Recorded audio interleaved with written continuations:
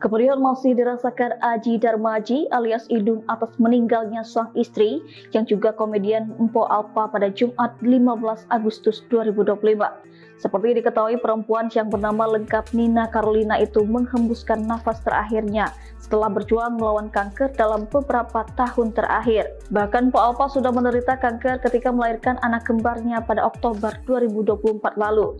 Sebelum meninggal dunia, Empo Alpa sempat menyampaikan pesan terakhirnya pada sang suami. Pesan terakhir itu diungkapkan Empo Alpa ketika masih dirawat intensif di Rumah Sakit Kanker Darmais, Jakarta Barat.